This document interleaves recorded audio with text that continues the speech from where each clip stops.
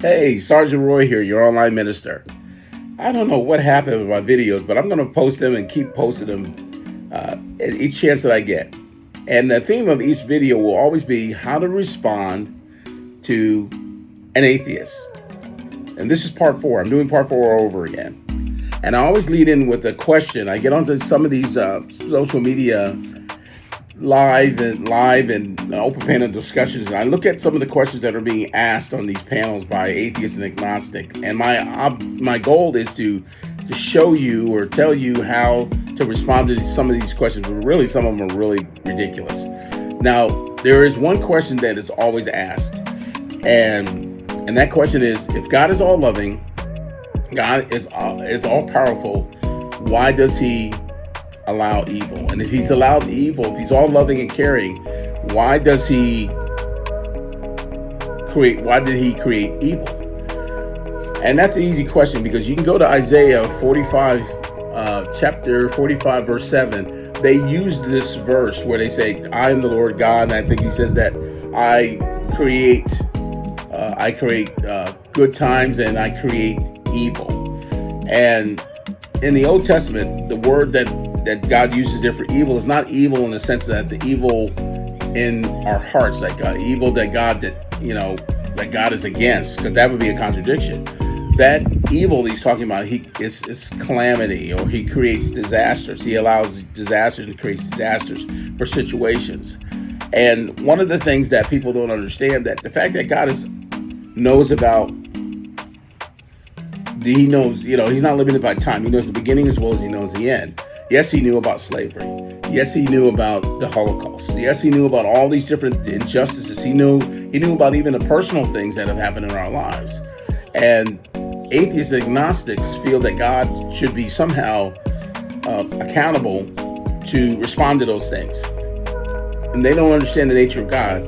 First of all, he allows it. He doesn't allow it in a sense of that he wants bad things to happen to us. But the evil in the world, because of the fall of man with Adam and Eve in the garden, God allows things to happen to really, it's a thing to show us of ourselves, about humanity, to show us about ourselves.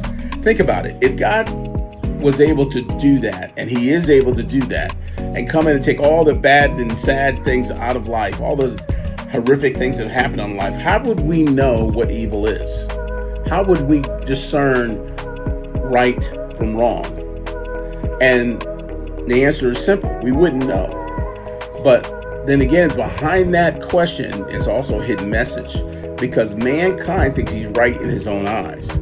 He is his own moral reference. And this is where we are today. People are sitting in judgment of God. Well, he should have done this and he should have done that. But they're using their, and I always ask them, what is your moral reference for that? Why do you think God should have done that? Why? And a lot of them, without knowing, unbeknownst to them, they're stealing from Christianity. They're stealing from the Christian faith. Because if there's no God in your non-God world, how do you validate the choices you make, the things that you believe in, your reasoning?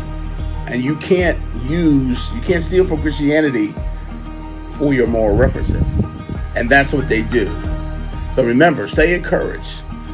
Don't get discouraged, because these folks will get on these discussions and they will pound you in the ground with questioning. And remember that when you find yourself in these discussions, maybe not even online, maybe with your family and friends, again, the burden of proof rests upon their shoulders, not yours. And it's fair for you to ask, what do you mean? To get them to take the responsibility for the burden of proof. Our burden of proof is Jesus Christ. We've already made that clear. And their goal is to sit back here and put the burden of proof on our shoulders, so we get discouraged and we don't believe in Jesus. And I just find it hilarious that they will sit back, and if they don't believe in Jesus, they don't believe in God, but yet they're going to use scriptures and use all the things of Christianity to debunk Christianity. Doesn't make sense. Doesn't make sense at all. So stay encouraged, stay motivated, and I'll see you on the next video.